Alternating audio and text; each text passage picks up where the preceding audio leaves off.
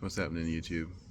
So, just finished another all-nighter on the 911, and I thought I'd share this because I'm sure that this is something that a lot of 911 owners, at least for the 997 and probably the 996, are going to be dealing with. So, I'm one of the weirdos that wants to keep their stock radio.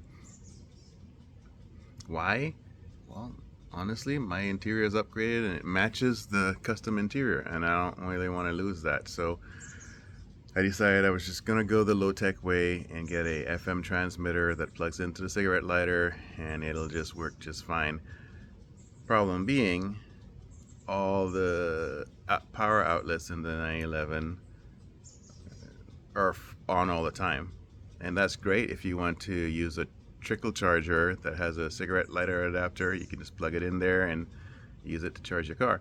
That's great, do it. You definitely don't want to let them sit and kill the battery over and over again. But when it comes to FM transmitter, they typically don't have an on-off, and you don't really want to have to deal with that all the time. What you really want is for the car to, anytime the radio's on, have the outlet powered so that the FM transmitter would be on. The problem with not having that set up that way is if you have it on the regular outlet, you're gonna have to unplug that bad boy or risk killing your battery slowly. So you unplug it.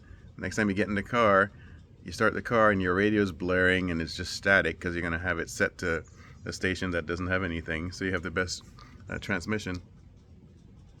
So that's not ideal. So let me take you over and I'll show you what solution I came up with. Here we go. So one thing that's interesting about the 911 is once you put this bad boy in, your radio will come on even without turning it to any accessory setting. So basically the accessories on setting is just having the key in the ignition. Now in the fuse box, most of the switches are either on all the time or on when the engine is on. But this is a little bit different because it's on whenever the key's in. So what I ended up doing was piggybacking on one of the fuses that reserved for the stereo system. And I used a handy little thing. Let me show you what that is. It's a little added fuse. It's a little added fuse thingy. So these you can get at the hardware store or the parts store, or at a much more reasonable price on Amazon. So you add that. That gives you the same fuse, and then you run a wire from behind the fuse box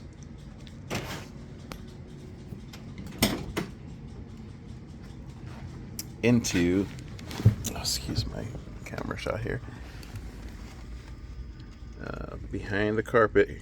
So the carpet ends just above at the base of the pedals, so you can run the electrical wire right behind and then bring it right up under there and connect it to this handy dandy. In my case, I opted to get a 2-outlet plug, a 2-port power outlet plug thingy, so I can plug 2 things in there if I need to, but right now I'm only using one, and the cap really stays on nicely.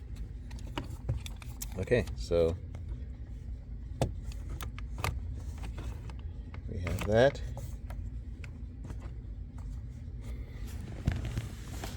And I have one of the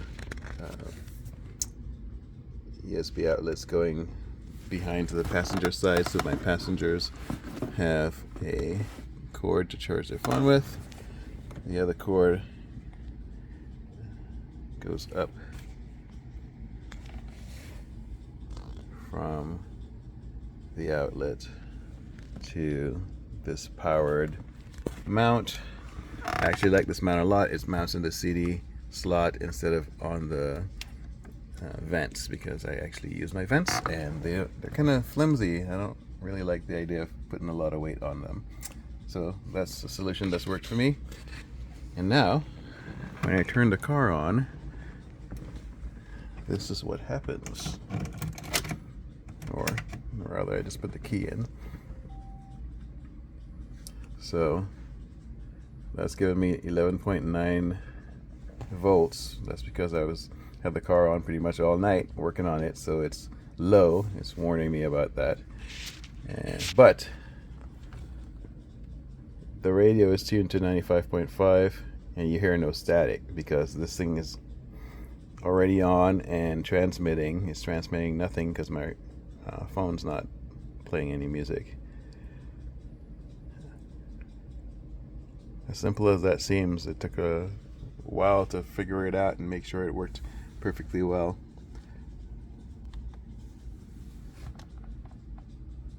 Hope you like it. Let me know if you have any questions.